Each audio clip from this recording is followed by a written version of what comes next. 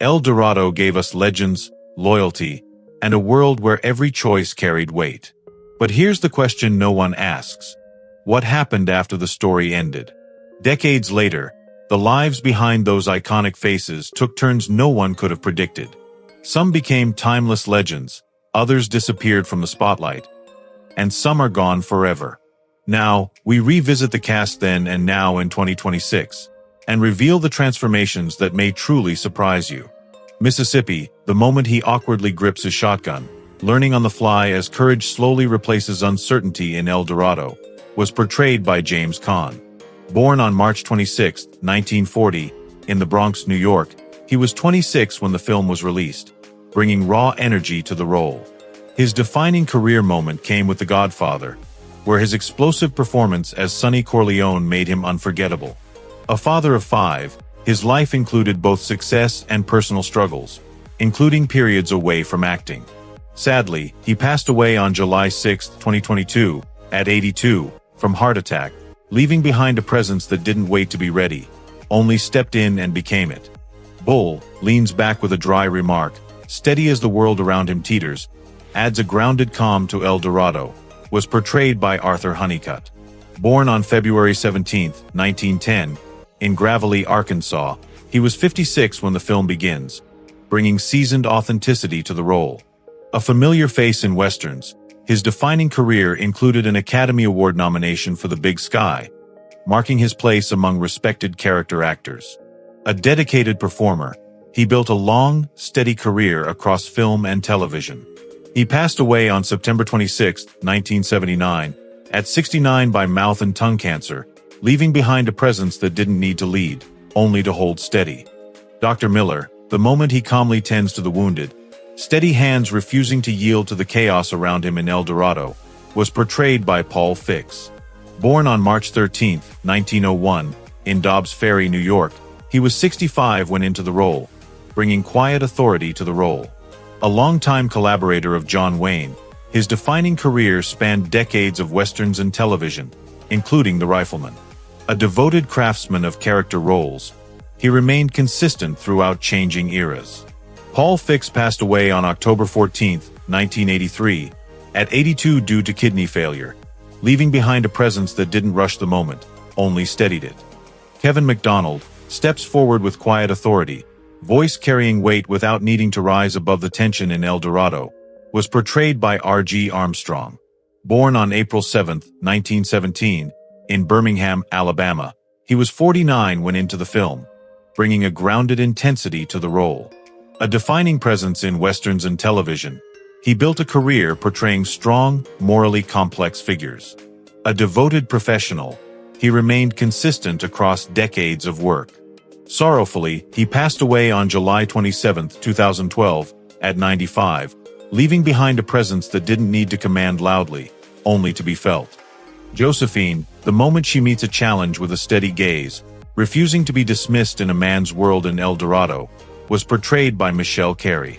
Born on February 26, 1942, in Annapolis, Maryland, she was 24 when the film was released, bringing confidence and charm to the role. Her defining career moment came with this performance, establishing her presence in Western cinema. Living a largely private life beyond her early success, she stepped away from the spotlight over time. Regrettably, Michele Carey passed away on November 21, 2018, at 76, leaving behind a presence that didn't wait to be recognized, only stepped forward and was. Sheriff J.P. Harrah, he steadies himself after a stumble, fighting through weakness to reclaim his badge and his pride in El Dorado, was portrayed by Robert Mitchum. Born on August 6, 1917, in Bridgeport, Connecticut, he was 49 when the film begins, bringing worn strength to the role.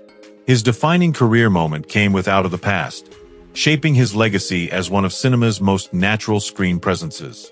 A father of 3, his life included both fame and personal struggles, including a well-known legal controversy early in his career.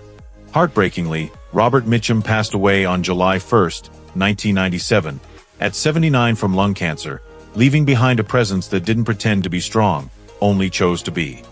Bart Jason leans in with quiet menace, authority resting in his voice as if control were already decided in El Dorado, was portrayed by Edward Asner.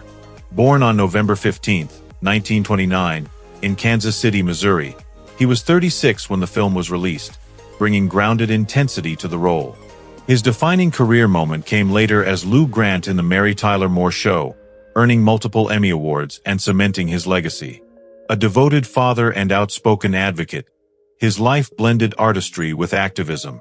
He passed away on August 29, 2021, at 91, leaving behind a presence that didn't just perform. He stood for something.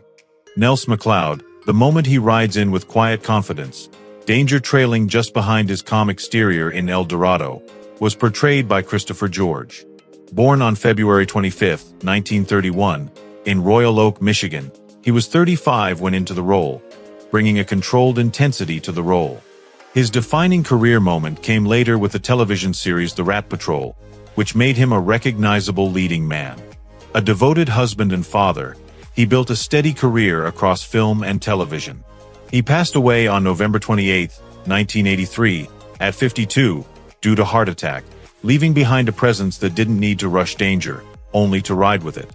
Milt, the moment he lingers on the edge of the room, watchful and wary as tension quietly builds in El Dorado, was portrayed by Robert Donner.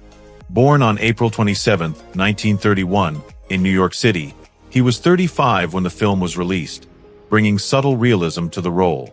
A familiar face in westerns and television, his defining career included standout work in Bonanza and later Mork and Mindy. A devoted performer, he built a steady path across decades. Sadly, he passed away on June 8, 2006, at 75 by heart attack, leaving behind a presence that didn't seek the center, only made every moment feel lived in. Luke McDonald, he steps forward with quiet courage, trying to prove himself in a world that doesn't wait for him in El Dorado, was portrayed by Johnny Crawford. Born on March 26, 1946, in Los Angeles, California, he was 20 when into the film, bringing youthful sincerity to the role. His defining career moment came earlier as Mark McCain in The Rifleman, making him a familiar face to audiences. A husband and musician, his life later faced a turning point with Alzheimer's disease. Sorrowfully, Johnny Crawford passed away on April 29, 2021, at 75, leaving behind a presence that didn't rush into strength, only grew into it. Maudie, the moment she stands her ground with a sharp look, matching wit and will in a world that underestimates her in El Dorado, was portrayed by Charlene Holt. Born on April 28, 1928, in Snyder, Texas, she was 38 when the film was released, bringing confidence and charm to the role. Her defining career included standout performances in westerns like Rio Lobo, shaping her place in the genre.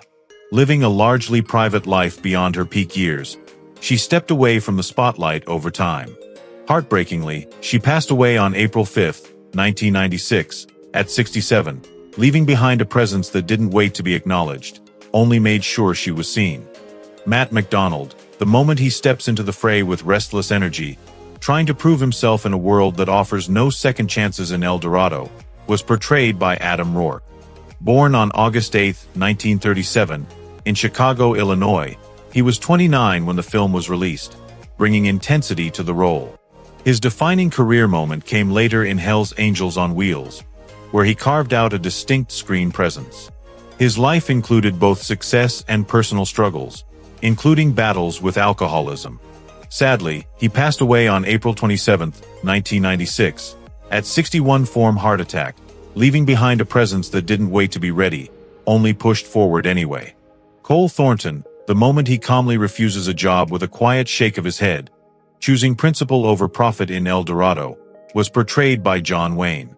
Born on May 26, 1907, in Winterset, Iowa, he was 59 when the film was released, embodying the seasoned Western hero. Already a legend from films like Stagecoach, this role reinforced his defining screen identity. A father of 7, his life balanced fame with personal struggles, including a long battle with cancer.